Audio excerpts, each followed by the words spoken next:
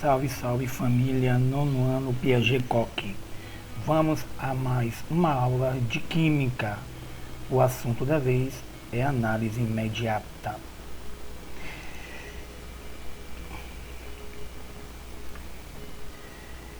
Se você for observar, na natureza é muito difícil ou quase que impossível encontrar substâncias puras. Não que elas não existam. Existem pouquíssimas que fazem parte desse grupo. A maioria das substâncias se encontram na forma de misturas. E é necessário justamente fazer o processo de separação, né? Que visa justamente tornar a purificação possível e a partir daí ser consumido ou utilizado na indústria. Há um conjunto de métodos físicos de separação que visa, na verdade, não alterar a natureza da matéria, que pode ser utilizado tanto com a finalidade de separar substâncias puras que compõem essa mistura, como também obter lucros. A esses métodos, a gente chama isso na indústria de análise imediata. Para facilitar o nosso estudo, essas técnicas vão ser divididas em duas grandes partes, de acordo com o tipo de mistura a ser transformada. Agora, uma coisa é verdade. Para que haja o processo de separação de mistura na indústria, é necessário justamente dois pontos fundamentais: ser economicamente favorável e ser economicamente viável. Ser economicamente favorável significa que, depois de todo o processo de separação, o produto obtido tem que pagar os custos do processo e obter lucro. E ser economicamente viável significa que, depois de todo o processo, o produto tem que ser obtido em valores significativos. Então, isso é que viabiliza todas as técnicas utilizadas. Claro que, a depender da mistura, não é só utilizado um tipo de técnica, pode ser utilizado vários tipos. E é isso que vamos ver a seguir. Dentro da análise imediata, como já foi dito, ela é separada em dois grandes grupos. E o primeiro grupo que vamos entender é o processo de separação das fases de uma mistura heterogênea. Quero lembrar que uma mistura heterogênea é formada por mais de uma fase que é, de certa forma, visível a olho nu ou ao microscópio. Vamos à primeira dela. A primeira dela, na verdade, é a filtração simples. A filtração simples tem como objetivo justamente a separação de uma substância líquida de um sólido não dissolvido ou ainda de um sólido de um gás. Essa técnica, na verdade, ela se baseia na passagem da mistura por um material poroso, o qual é chamado de filtro, onde as partículas sólidas ficarão retidas e o líquido ou gás passará. Essa técnica, na verdade, ela é muito utilizada em parte no cotidiano. Então, em casa, muitas das vezes, todo mundo já fez um café. Então, para coar o café, utiliza-se um filtro de café, como este que está aqui na imagem. Então, é uma técnica bastante utilizada no cotidiano. Um outro exemplo aqui seria justamente o aspirador de pó, né? Quando aspiramos a casa, o que acontece? Toda a partícula sólida é retida dentro do equipamento, ficando apenas a partícula, retida a partícula sólida e sendo expelida o ar, né, já limpo. Um outro exemplo seria o filtro comum, né, que onde se tem aqui dentro um material de porcelana porosa que retém partícula sólida que vem na água, né. Quero lembrar que esse filtro ele não consegue reter micro-organismo. O que ele retém, na verdade, são as partículas em suspensão que provavelmente possa vir junto com a água para ser consumida pelo homem. Então o filtro ele tem esse papel de barrar essa parte sólida. Mas, no entanto, existe, né, essa técnica no laboratório. Então, no laboratório também é utilizado esse processo, que pode ser de dois tipos. Uma filtração simples, onde você tem ali justamente um funil de vidro, acondicionado a ele você tem aqui um papel filtro preso a um suporte. É colocado um becker para captar essa separação, e a partir daí é despejado o líquido. Então, quando esse líquido é despejado, retém no filtro a parte sólida, ficando apenas no recipiente aqui a parte líquida. Um outro exemplo que também é utilizado, mas também de maneira mais rápida, até porque no processo de separação com filtro comum isso demora um pouquinho, principalmente quando o filtro fica repleto de partículas sólidas. Então essa filtração torna-se mais lenta. Para acelerar este processo é necessário utilizar a filtração a vácuo. O que é ela? A filtração a vácuo, na verdade, é o mesmo sistema, porém com alguns equipamentos diferentes. Por exemplo, aqui eu tenho o Kitasato, né, que é um recipiente de porcelana que tem uma maior resistência. É condicionado a um Erlenmeyer, né? Só corrigindo, aqui é um funil de bunker, corrigindo, aqui é o funil de bunker, que é um funil de porcelana, que é acondicionado justamente ao Kitasato, que é esse equipamento que também é de vidro forte, né, para poder aguentar a parte da pressão que é condicionada ao meio. E é colocada uma bomba de vácuo. Nesse caso, a bomba de vácuo ela está aqui, ó. Então, o que acontece? Aqui o sistema já está montado. Claro que a bomba de vácuo aqui não está aparecendo. Então, o líquido é colocado nesse recipiente. Antes disso, é ligado à bomba de vácuo. Então, quando o líquido é colocado aqui, claro, aqui dentro também tem um papel filtro. Um papel filtro aqui dentro, né, do recipiente. Quando é ligado à bomba de vácuo e colocado o líquido dentro do funil de bunker, o que acontece? Esse processo faz com que todo o ar que está aqui dentro do Kitasato seja retirado, forçando esse líquido a entrar no recipiente mais rápido. Então é um processo que vai levar alguns segundos, diferente do outro que foi mostrado, que pode levar algumas horas. Então é só para poder acelerar o processo de filtração. Vamos a um outro processo, que é a decantação. Esse método de separação ele se baseia principalmente na diferença de solubilidade das substâncias da mistura. Claro que ela pode ser utilizada para dois tipos, um líquido ou um sólido líquido. Então, nesse caso aqui, observe, eu tenho aqui um sistema trifásico. Eu tenho aqui a primeira fase menos densa, que é o óleo, a segunda fase intermediária, que é a água, e a fase mais densa, que é justamente a areia. Então, observe que esse recipiente, quando ele é formado, é preciso deixar em repouso, para que decante as três fases da mistura. O mesmo aconteceu aqui nesse funil de bromo.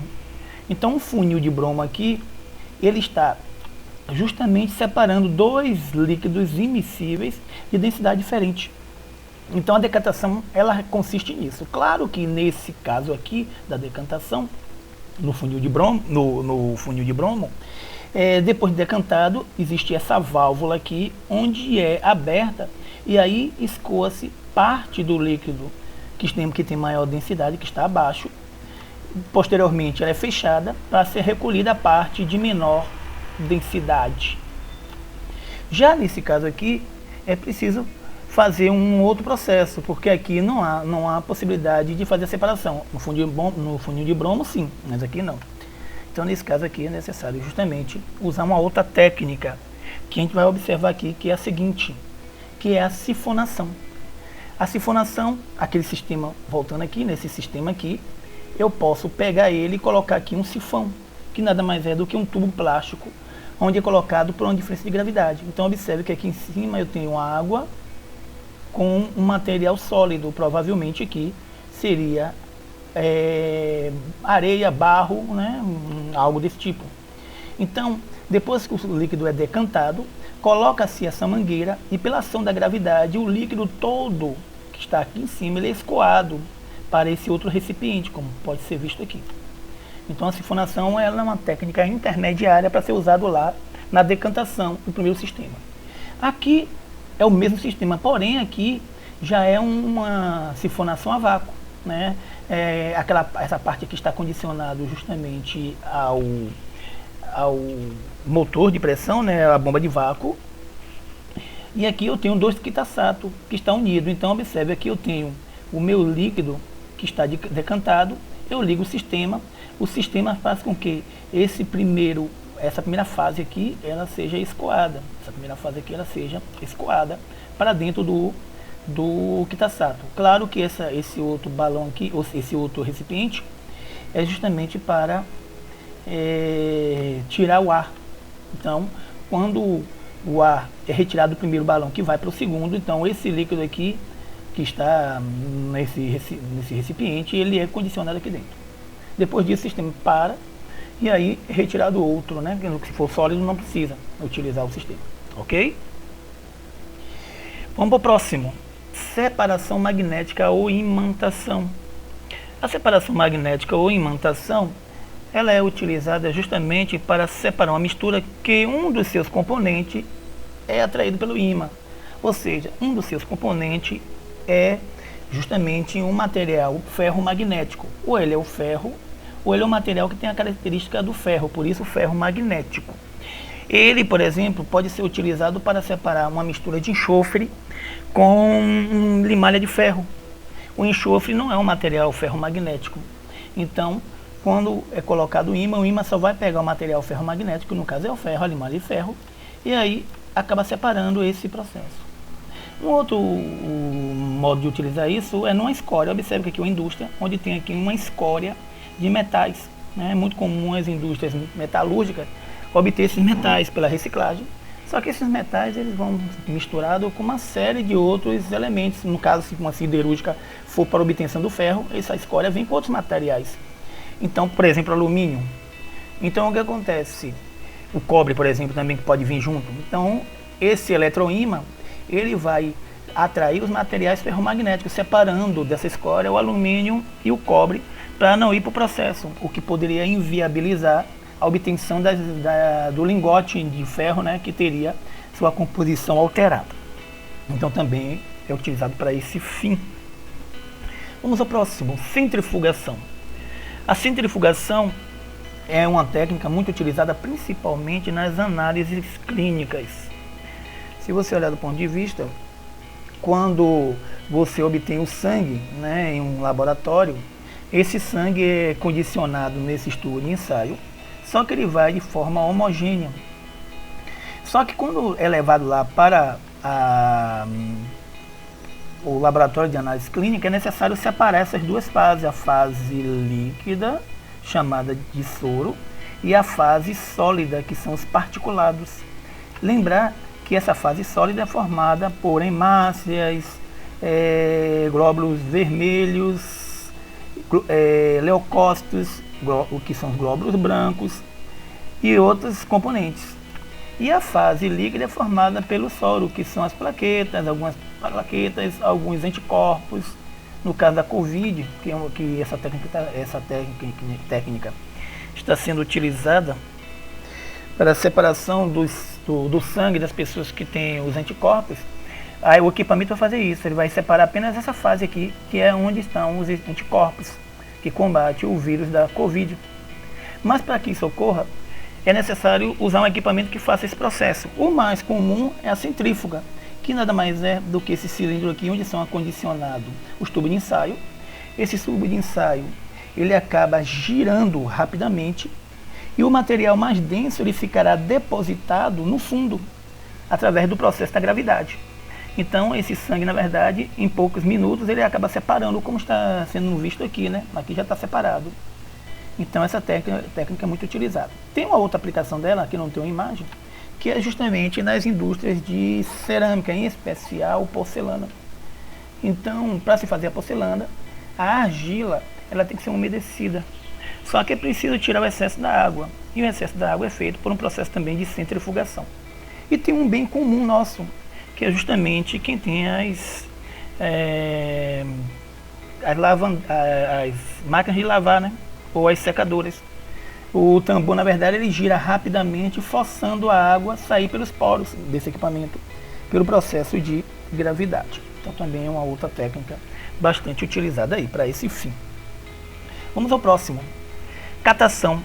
Essa catação é um método manual, onde se utiliza as mãos ou a pinça para separar sólidos de pequena densidade. Ela é usada por vários tipos, pelo garimpeiro, ela é usada aí para as pessoas, os catadores. No caso aqui, ó, temos amendoim, né? Esse amendoim foi colhido e agora está sendo separado aqui, está se tirando aqui, dá para ver por essa imagem aqui, que eles estão separando aqui as amêndoas que contêm esse amendoim, que estão boas, e os que não são estão sendo descartados. Uma outra forma também é na obtenção do feijão. Aqui eu tenho feijão que provavelmente vai ser debulhado, e depois desse processo ele é feito uma seleção dos grãos que estão em um estado bom, né? Os que estão podres ou com defeito, eles são descartados. Então a catação ela é bastante utilizada aí para esse fim. Levigação é um outro método que vai utilizar água corrente para separar sólido de pequena densidade, no caso o cascalho. Nessa primeira imagem aqui, o garimpeiro, o que ele está fazendo? Ele está pegando o cascalho e colocando, provavelmente lá em cima, no recipiente, e está passando água. Esse cascalho todo, junto com a água, a corrente faz com que o barro, que tem uma densidade menor, seja arrastado. E aqui dentro dessa tina, que esse material aqui, que o garimpeiro utiliza para obter o seu material precioso, fica aqui no fundo. Então, quando a água vai passando aqui, o que ela faz? Ela vai sendo arrastada, arrastando a parte sólida aí, que é o barro, e o que fica embaixo apenas é o cascalho. Esse cascalho, posteriormente, ele vai sendo retirado aí manualmente, né, até ficar uma pequena quantidade no fundo, né? Aqui não dá para ver a imagem, mas é para provar que no fundo estejam algumas pepitas de ouro que são coletadas. Então esse processo é bastante utilizado aí na garimpagem aí, nos principais aí garimpos do mundo, para obter uma série de metais como ouro, diamante, esmeralda, entre outros. Flotação. Esse é um método em que se baseia na diferença de densidade entre os componentes da mistura, sendo que um deles é um sólido. Então nesse caso aqui eu tenho uma mistura de areia e serragem. Só que para fazer a flotação eu preciso de um líquido intermediário, no caso a água. Então quando eu coloco esse sistema aqui, a princípio esse sistema está homogêneo, então é preciso na verdade ele decantar. Mas depois de algumas horas eu tenho aí três fases distintas. Eu tenho aqui a água, que é o líquido de densidade intermediária.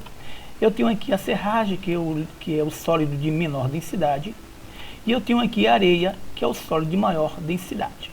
Então, esse processo faz com que haja essa separação. Claro que aqui vai precisar justamente de uma outra técnica, uma sifonação, né, para retirar a água, e também uma retirada aqui, que pode ser por uma peneira aqui, algo desse tipo, para retirar a parte sólida de menor densidade. Então é uma técnica que sozinho ela não funciona, ela necessita de outras técnicas acopladas, ok?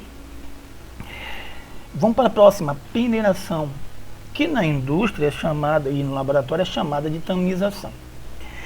Então esse processo é usado quando uma mistura de sólido tem partículas de tamanhos diferentes. Com o auxílio de uma peneira, essa separação é feita. Então isso pode ser utilizado tanto pelo pedreiro, quando ele quer separar a areia de cascalho, tanto pelo garimpeiro. Essa imagem aqui retrata um garimpeiro, então ele está peneirando esse cascalho aqui, provavelmente aqui é um garimpo de ouro, esmeralda. Então ele está fazendo isso para poder tirar justamente toda a parte fina do cascalho e deixando apenas a parte mais grossa desse cascalho, onde ele vai coletar manualmente aqui essas pedras preciosas ou semi-preciosas. E também eu tenho aqui, no caso, as tamisas, por isso que o processo de tamização. Essa tamisa, na verdade, é uma peneira finíssima, com poros de granulação aí, na ordem aí de microporos ou nanoporos. Ela é muito utilizada aí na farmácia, né, na indústria farmacêutica, para a obtenção de produto farmacêutico. Então, por exemplo, aquelas cápsulas que são acondicionado produto farmacêutico necessita ter um componente ativo aí, em alguns casos, com uma porosidade bem pequena. Então é usado essas tamisas para isso, para fazer esse processo, ok? Vamos ao próximo, ventilação. A ventilação, esse método pode ser utilizado quando um dos componentes da mistura é bem leve e pode ser arrastado por uma corrente de ar. Ela é usada em parte para a separação de cascas dos grãos. Por isso que aqui no caso a coletora de café, depois de coletado esse café, ele está fazendo isso. Observe que aqui eu tenho folhas que pelo processo está sendo deslocado. Então, depois que ela faz todo esse movimento aqui, o que resta apenas são os grãos de café. Observe que na colheita aqui o grão de café vem junto com as folhas. Não é interessante as folhas, já que o produto obtido aí é o grão de café. Então, por isso que é feito esse processo. Uma maneira industrial mais rápida é justamente a colheitadeira. Essa colheitadeira aqui, ela está colhendo aqui trigo. Então, observe que o trigo está sendo colhido por essa primeira parte da colheitadeira. Esses grãos, junto com cascas, entra dentro do equipamento. Lá no equipamento ele tem uma peneira que faz com que separe aqui tanto os grãos, que é colocado numa caçamba, e as cascas são depositadas de novo no solo. Por isso que tem essa poeira aqui no fundo, né? Aqui são as cascas que estão e folhas que estão sendo devolvidas ao solo por conta da adubação posterior, ok? Vamos ao próximo, dissolução fracionada.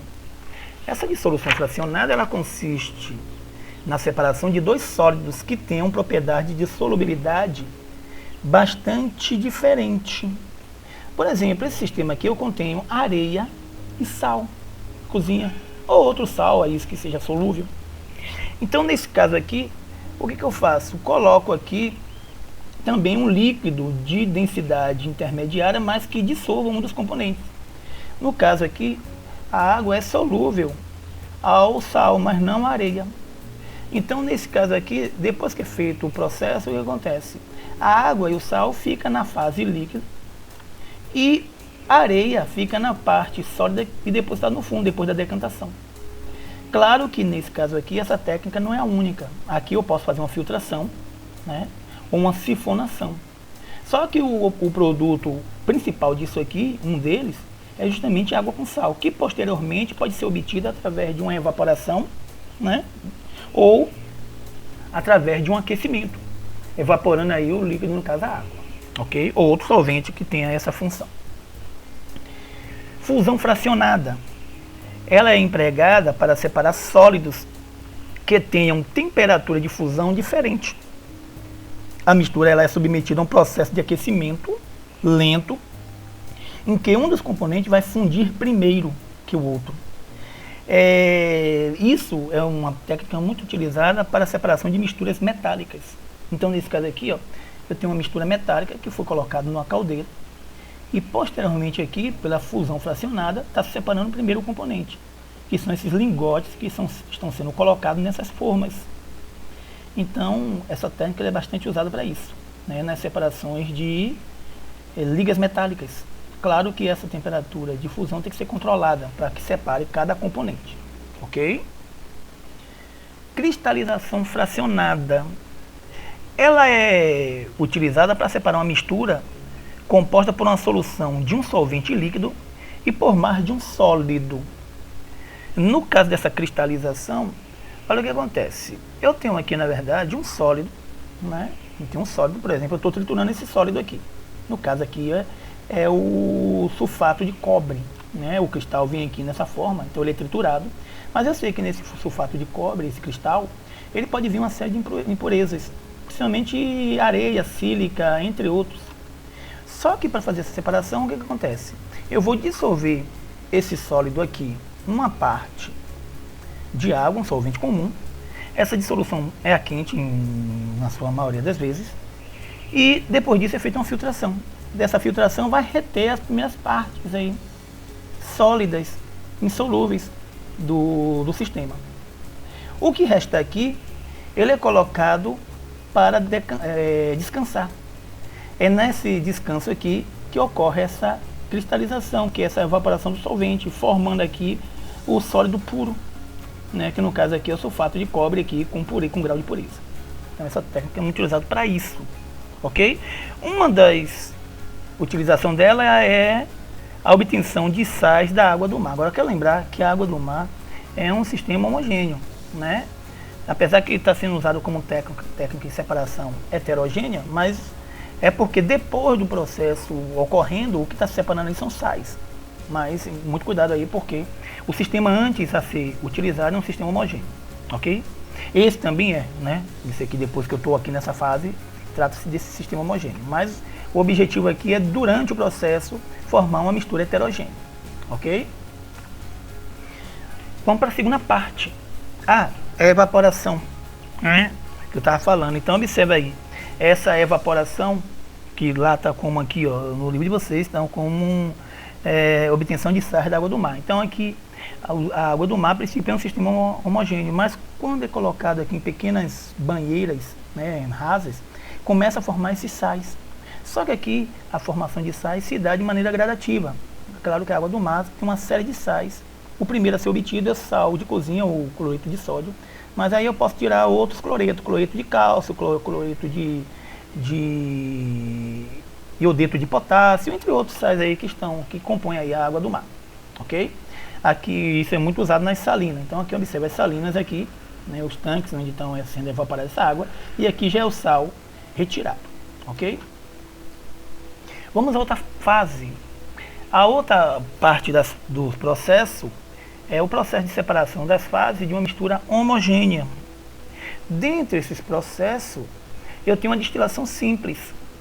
Essa destilação simples é um processo utilizado para separar um líquido de um sólido, sendo eles miscíveis, como por exemplo sal de cozinha e a água, né? Nesse caso aqui, aquela técnica anterior, que eu vou voltar aqui, né? Justamente a água do mar é um método miscível, então seria uma separação homogênea. Claro que a água do mar, para fazer esse processo, geraria um custo maior, já que usa aquecimento, então por isso que aquela técnica de lá, ela é muito utilizada para esse fim, ok? Então a destilação simples, essa técnica ela vai consistir em vaporizar o líquido, então observe que esse líquido aqui é colocado dentro de um balão de destilação e vaporizado. Nessa vaporização, esses vapores vão passar pelo condensador, só que o condensador é resfriado. Observe que eu tenho aqui uma parte que entra água fria e uma parte que sai essa água fria. O objetivo dessa água fria é justamente condensar esse vapor. Depois de condensar esse vapor, ele vai formar pequenas gotículas do líquido que é armazenado aqui no recipiente de resgate. Aqui está a montagem dele, né? Observe que eu tenho aqui o líquido a ser destilado e eu tenho aqui o equipamento que vai gerar calor. Nesse caso aqui é um bico de Bunsen, né? Mas pode ser, na verdade, um aquecedor elétrico também, funcionaria da mesma forma. Aqui o condensador e aqui é o líquido a ser resgatado. Observe que aqui já foi desligado, mas já tem um andamento do processo aqui. Então essa é a destilação simples. Aqui em cima tem um termômetro para controlar a temperatura. Porém, existe uma outra técnica muito parecida, que é a destilação fracionada. Agora, nesse caso aí, estamos tentando separar líquidos miscíveis que apresentam ponto de ebulição bastante próximos. Como, por exemplo, a destilação do álcool acetona, álcool e acetona e água, né? O álcool e a acetona tem um ponto de fusão, de ebulição bastante próximo. Então, nesse caso, utiliza-se essa técnica, onde a destilação simples já não é adequada, porque no caso lá, se fosse como os dois, o álcool e a acetona é volátil, então na primeira parte do processo aí, o que aconteceria? Na hora de evaporaria os dois ao mesmo tempo, e seria condensado também ao mesmo tempo. Então, no caso da destilação fracionada, ele evita que isso ocorra. Só que, para que isso aconteça, eu tenho aqui o que a gente chama de coluna de fracionamento, esse equipamento aqui. Então, nesse caso, ele está aqui, ó. Aqui é a coluna de fracionamento. Então, o líquido, ele é aquecido. Aqui eu tenho uma manta aquecedora, que eu estava falando, né? Não é o funil de Bunsen. né, que o funil de Bank é esse aqui, o funil de Bank não, perdão, o